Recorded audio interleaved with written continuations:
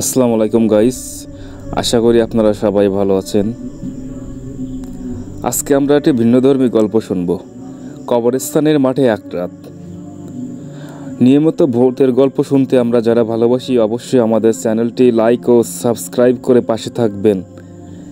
তো গাইস, আমরা দেরি না করে সরাসরি ঘটনায় চলে যাই। একবার আমার বাসায় আমার বান্ধবীরা এসেছিল। রাফা, সাপা, রামিসা, সামিয়া, সাবরিনা, মুনতাহা আর লোরি। আমরা একসাথে হওয়া মানে গল্পের ঝুড়ি। আমরা একসাথে হইলেই অনেক মজা করি, হরর মুভি দেখি, অ্যাডভেঞ্চার করি। প্রতিবারের মতো এবারও আমরা হরর মুভি দেখলাম, কিন্তু এবার আমার অ্যাডভেঞ্চার কি করব ভেবে পাচ্ছিলাম না। পরে অনেক ভাবতে ভাবতে একটা ভুতুড়ে অ্যাডভেঞ্চারের বুদ্ধি মাথায় আসলো। বুদ্ধিটা বের করলো আমাদের বান্ধবীদের মধ্যে সবচেয়ে চঞ্চল সাফা। অ্যাডভেঞ্চার হলো কবরস্থানের মাঠে এক রাত। আমার বাসার সামনে মাঠের কাছে একটা কবরস্থান আছে। আমার বাসার বেলকনি থেকেই সেটা দেখা যায়। অবশ্য ভয় লাগে না, মসজিদের পাশে হওয়ার কারণে, আর তার পাশে একটা মাদ্রাসাও আছে। তো ঠিক হলো আজকে মাগরিবের নামাজের পরে কবরস্থানের মাঠে যাবে। সেখানে সারা রাত থাকবো, সকালে চলে আসব। রাতে আমরা তাঁবু টাঙাবো, সেখানে সারা রাত কাটাবো। অবশ্য সেদিন একজন মারা গিয়েছে, ওনাকে ওই কবরস্থানে কবর দেওয়া হয়েছে। আমাদের মধ্যে মুনতাহা খুব ভীতু টাইপের মেয়ে, খুব সহজ সরল সে। ও এসব করতে চাচ্ছিল না। ও বলছিল, কিরে, এসব করার কি দরকার? কি থেকে কি হয়ে যাবে, দরকার নাই, যাব না রে। আমরা সবাই হেসে উঠলাম। নুরি বলল, আরে ভিতর ডিম, কিছু হবে না, একটাই তো রাত। সামিয়া বলে উঠল, এ থেকে এটাও প্রমাণ হয়ে যাবে আমরা কে কতটা সাহসী। সাবরিনা বলল, হ্যাঁ রে, খুব মজা হবে। রাফা বলে উঠল, আচ্ছা, মোবাইল তো যাবে। হাসতে হাসতে আমি, হ্যাঁ যাবে। রাফা বলল, তাহলে আমার আর কিছু লাগবে না। কবরস্থানের সাথে সেলফি তুলে হোয়াটসঅ্যাপে স্ট্যাটাস দেব, কবরস্থানের মাঠে এক রাত। রামিসা বলল, হ্যাঁ, তারপর কবর খুঁড়ে একটা কঙ্কাল বের করে তার সাথে সেলফি তুলে স্ট্যাটাস দিস, কবরস্থানে কঙ্কালের সাথে এক রাত।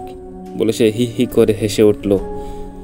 অর্চি বলল, আরে ও তো নিজেই কঙ্কাল, ও কি কঙ্কালের সাথে সেলফি তুলবে? সেও হা হা করে হেসে উঠল। রামিসা বলে উঠল, ও হ্যাঁ তো, তাহলে স্ট্যাটাস দিস, কবরস্থানের আমরা দুই কঙ্কাল। বলে সেও হেসে উঠল। অনেক জেদাজেদির পর আম্মুকে রাজি করলাম। আলহামদুলিল্লাহ, বাবা কাজে ঢাকায় গিয়েছে। বাবা থাকলে কিছুই হতো না। আম্মু একটু সহজ সরল কিনা, তাই আর ভেজাল হলো না। সাথে লাহিন যেতে চাইলো, কিন্তু ও ছোট তাই ওকে নিলাম না।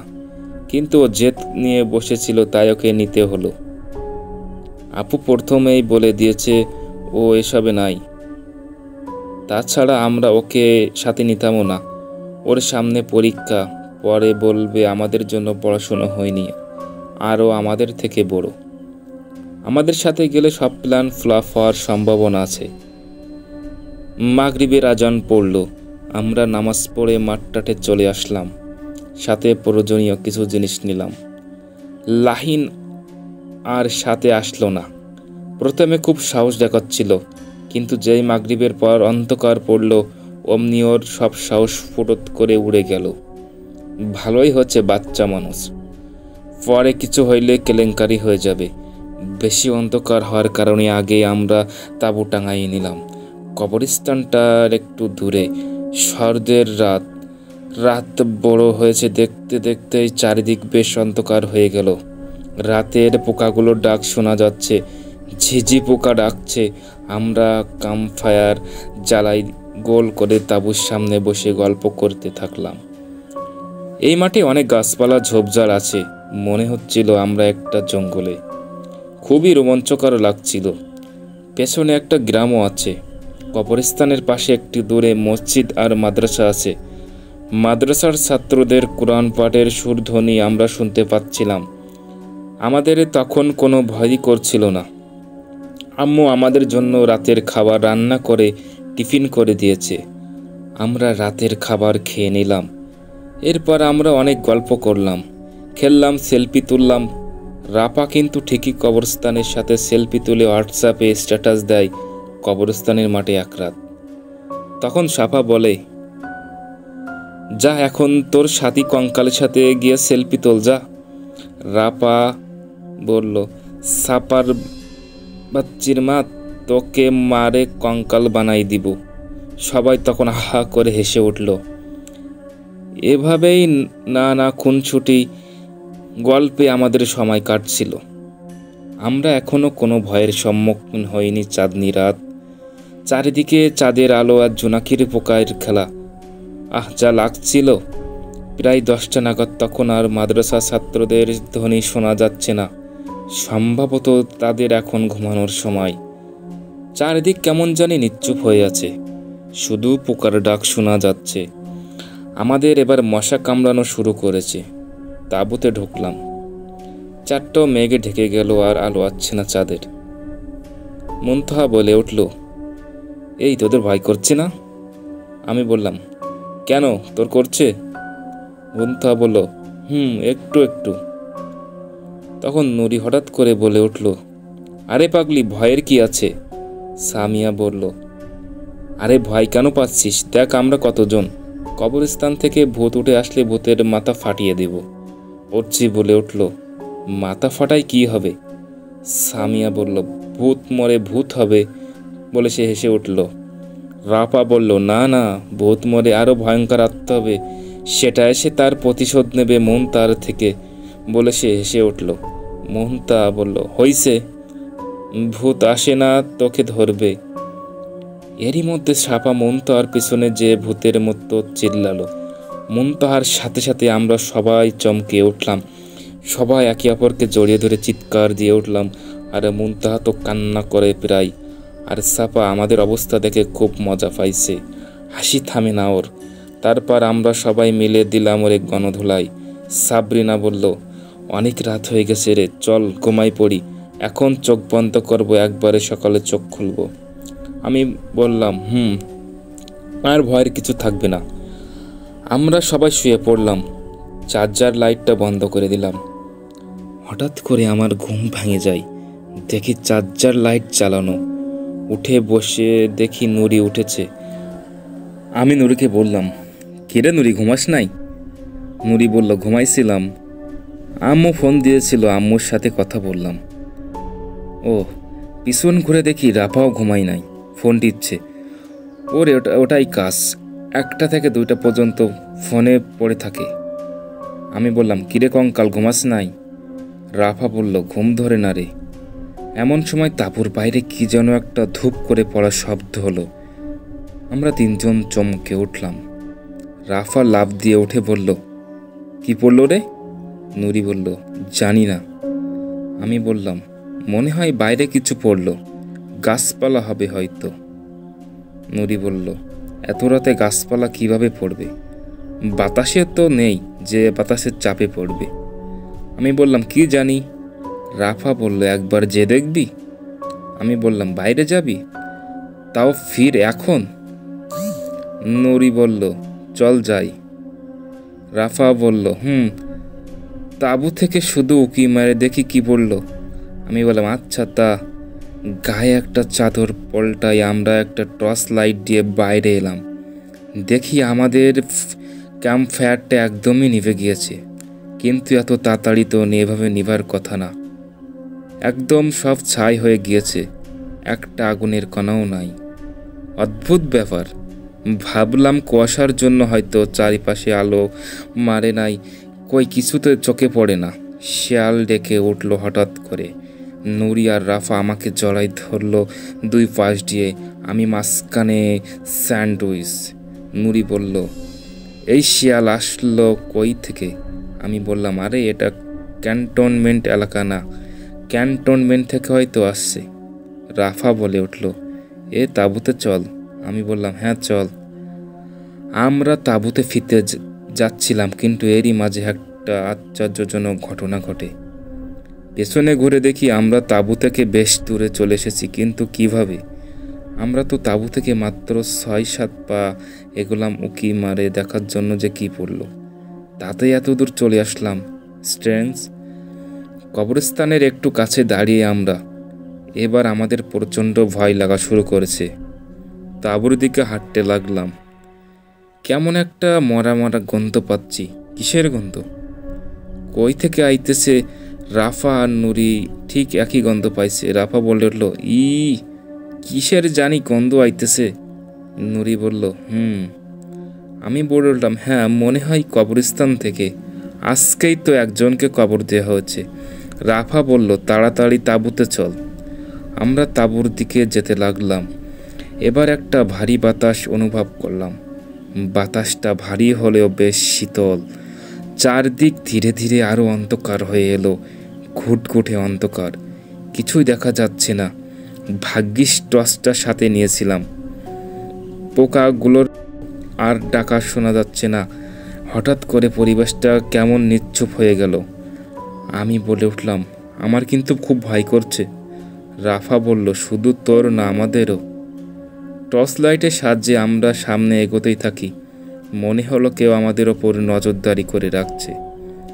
আমাদের সাথে সাথে চলছে, কারণ আমাদের চলার শব্দটা ডাবল মনে হচ্ছিল, আর পরিবেশটা নিশ্চুপ হওয়ার কারণে সেটা আরও ভয়ঙ্কর মনে হচ্ছিল। হয়তো মনের ভুল। আমরা সামনে থেকে কাদের দৌড়ানোর শব্দ শুনতে পেলাম। আমরা তিনজন থমকে দাঁড়ালাম। সামনে থেকে কেউ দৌড়ে আমাদের দিকে আসছে। কে আসছে? আমি মনে হচ্ছে না কেউ সামনে থেকে দৌড়ে আমাদের দিকে আসছে। নুরি বলল, হ্যাঁ, কে কে কে আসছে? রাফা বলে উঠল, এখন আমাদের কি হবে? আমরা এখন কি করব? আমরা বেশি না ভেবে পিছন ঘুরে দৌড়াতে লাগলাম। এছাড়া তো আর উপায় ছিল না। দৌড়াতে দৌড়াতে আমরা ভুলে কবরস্থানের শেষ মাথায় চলে আসি। অন্ধকারে কিছু দেখা যাচ্ছিল না। কোন দিকে যাচ্ছি সেটাও বুঝতে পারছিলাম না। আমরা দাঁড়ালাম, হাঁপাচ্ছি। এবার শুনতে পেলাম কারা জানি রিসু, নুরি, রাফা বলে ডাকছে। পিছনে ঘুরে দেখলাম পিছনে যারা আমাদের পেছনে দৌড়েছিল তারাই। ওরাও অনেক হাঁপাই গেছে। তারা আর কেউ না, তারা হলো সাফা, সামিয়া, অর্সি, মুনতা, রামিসা আর সাবরিনা। আমি বলে উঠলাম, তোরা এখানে? অর্সি বলল, আরে কি যেন একটা শব্দ গেল, তোদের খুঁজতে এখানে হাঁপাতে বললো সে। রাফা বলল, কি কি বলতেছিস, ভালো করে বল। সাবরিনা বলল, আরে তোরা কইছিলি? আমরা তাঁবুতে ঘুমাচ্ছিলাম, হঠাৎ কে জানি ভয়ঙ্কর একটা চিৎকার দেয়। সেই চিৎকারে আমাদের সবার ঘুম ভেঙে যায়। তারপর দেখি তোরা তাঁবুতে নাই। ভাবলাম তোদের হয়তো কিছু হয়েছে, তাই তোদের খুঁজতে আমরা তাঁবু থেকে বের হই, কিন্তু চারপাশে দেখি খুটখুটে অন্ধকার। কিছু দেখা যাচ্ছিল না। একটু সামনে আগাই, কিন্তু পরে পেছন ঘুরে দেখি তাঁবু নাই। আমরা তো ভয়ে শেষ। পেছন থেকে কে জানি আবার একটা ভয়ঙ্কর চিল্লান দেয়, আর একটা ভারী বাতাস বইতে থাকে। আমরা ভয়ে সামনে দৌড়তে থাকি। তারপর মনে হলো তোরা তিনজন দাঁড়াই আসিস, তাই তোদের কাছে যাইতে থাকি, কিন্তু তোরাও কেন জানি পিছন ঘুরে দৌড় মারলি, তাই তোদের পেছন পেছন আমরাও দৌড়াই। নুরি বলল, আরে আমরা তো ভাবছি অন্য কেউ হয়তো আমাদের দিকে তেড়ে আসছে, তাই আমরাও দৌড়াই। আমি বললাম, তাঁবুতে থাকাকালীন আমরাও একটা কি যেন ধূপ করে পড়ার শব্দ শুনতে পাই। ওই জন্য দেখতে বের হয়ে পড়লাম যে ওটা কি পড়লো। দেখি কিছুই পড়ে নাই। তারপর তখন তাঁবুতে ফিরবো, দেখি তাঁবু থেকে অনেক দূরে চলে এসেছি আমরা। সামিয়া বলল, কি হচ্ছে সব? মুনতাহা বলল, আমি তো আগেই বলছিলাম এখানে আসার কোনো দরকার নাই। এখন কি হবে? আমরা এখন কি করব? আমরা মুনতার দিকে ভীরু দৃষ্টিতে তাকাই থাকি। মুনতাহা বলল, কিরে, আমার দিকে এভাবে তাকাই আসিস কেন? রামিসা বলল, তো তোর দিকে না, তোর পিছনে দেখ। মুনতাহা পিছন না ঘুরে চিৎকার দিয়ে আমাদের কাছে চলে আসলো। মুনতার পিছনে একটা বুড়ে করে লোক, একটা চোখ নষ্ট, চুল আর দাড়ি সাদা মনে হয়। অন্ধকারে কিছুই ভালোভাবে দেখা যাচ্ছে না। ওনার উপরে একটু টর্চের আলো মারতেই উনি গর্জন দিয়ে বলল, কে তোমরা? এখানে কি করো? এই মাঝরাতে এখানে এসেছো কেন? আমি বলে উঠলাম, আসলে আমরা কবরস্থানে। আমার পুরো কথা শেষ না হতেই উনি বলে উঠলেন, ভালো চাইলে পালাও এখান থেকে। এই জায়গা ভালো না, জানো না? পালাও, পালাও। বলতে বলতে উনি পালিয়ে যায়। কোন দিকে গেল সেটা অন্ধকারে দেখা গেল না। সাপা বলে উঠল, কে ছিল এটা? সাবরিনা বলল, পাগল মনে হয়। মুনতাহা বলল, আজব পাগল। সামিয়া বলল, কিন্তু এখন আমরা কি করব? আমরা কি করব বুঝতে পারছিলাম না। আবার সেই উৎপাট গন্ধ পাই। আমাদের প্রচণ্ড ভয় করছিল। আমি বললাম, চল সামনে আগাই। নুরি বলল, সামনে আগাবি? আমি বললাম, এছাড়া উপায় আছে কি? নুরি বলল, তাও ঠিক। আমরা সামনে এগোতে থাকি। সামনে গিয়ে দেখি কবরস্থানের পাশে এক লোক কি যেন বিড়বিড় করে পড়ছে। আমরা তার কাছে গেলাম।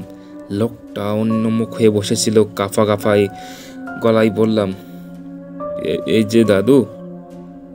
আমি আবার ডাকলাম, দাদু। সামিয়া কাছে গিয়ে লোকটার কাঁধে হাত দিয়ে ডাকলো, দাদু শুনছেন? লোকটা বিড়বিড় করা বন্ধ করলো। সামিয়া আবার ডাকলো, দাদু। তিনি এবার উত্তর দিলেন, কি কি চাই তোমাদের? আমি বললাম, আসলে আমরা পথ হারাই ফেলেছি দাদু। অন্ধকারে সঠিক পথটা খুঁজে পাচ্ছি না। একটু পথ চেনাই দেবেন প্লিজ। লোকটা দাঁড়ালো। আমাদের পিছনে হঠাৎ করে কি যেন একটা ভয়ঙ্কর শব্দ হলো। আমরা পিছনে ফিরলাম, কিছু দেখা যাচ্ছে না অন্ধকারে। সামনে তাকাতেই দেখি লোকটা নাই। রামিসা বলল, লোকটা গেল কই? সাবরিনা বলল, হ্যাঁ, কই গেল লোকটা? আমরা আরও বেশি আতঙ্কিত হয়ে গেলাম। এরই মধ্যে আমাদের হাতের টর্চটা বন্ধ হয়ে যায়। আশ্চর্যকর ব্যাপার হলো, সবগুলো টর্চ একসাথে বন্ধ হয়ে যায়। চারপাশে আরও গভীর অন্ধকার হয়ে গেল। পূর্ণিমার রাত হওয়া সত্ত্বেও আকাশে যেন কোনো আলো নেই। একটা শীতল হাওয়া বইতে থাকলো ধীরে ধীরে। মনে হলো কোনো অশরীর কিছু আমাদের চারিপাশে আছে। জানি না কত রাত। হাতের ঘড়িটাও তাঁবুতে ফেলে এসেছি। আমাদের হাত পা কাঁপতে থাকে। আমরা ওই জায়গায় দাঁড়িয়ে থাকি। আমাদের পেছন থেকে কারোর চলার শব্দ শুনতে পাই। উদ্ভট কণ্ঠটা এখনও আরও অনেক তীব্র। পেছন থেকে কে জানি কানে ফু দিল। চিৎকার দিয়ে পেছন তাকিয়ে দেখি এক ভয়ঙ্কর কিছু দাঁড়িয়ে। অন্ধকারে ভালো কিছু দেখা যাচ্ছিল না, আর কিছু খেয়ালও নেই, কিন্তু শুধু এইটুকু বুঝতে পারলাম সেটি ছিল অশরীরী কিছু। আমরা সবাই সেই মুহূর্তে জ্ঞান হারালাম। ভোরের আলোয় চোখ খুলল আমাদের। মাদ্রাসার ছাত্ররা কোরআন পাঠ করছে। দেখি আমরা ঠিক তাঁবুর সামনে পড়ে আছি। অশরীরী কিছু দেখার পর কি হলো, জ্ঞান হারানোর পর কি হয়েছে, আর আমরা তাঁবুর সামনেই বা কীভাবে আসলাম, কোনো কিছুই আমাদের মনে নেই। কিছুই জানি না। আমরা তাড়াতাড়ি তাঁবু থেকে সব জিনিস নিয়ে বাসায় আসি। আসার সময় কবরস্থানের একবার দিকে তাকাই, দেখি কবরস্থান থেকে ধোঁয়া উঠছে। বাসায় এসে আপু জিজ্ঞেস করে, কেমন কাটলো কবরস্থানের এক রাত?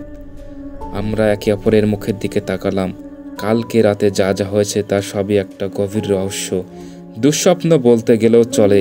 কিসের শব্দে আমরা তাঁবু থেকে বের হই, কিভাবে আমরা আবার তাঁবু থেকে এত দূরে চলে যাই, কে ছিল সেই দাদু, কোথা থেকে সেই উদ্ভট কণ্ঠ আসছিল, সবই রহস্য। ওই ঘটনার পর আমাদের এমন অ্যাডভেঞ্চার করার শখ একেবারে মিটে গিয়েছে।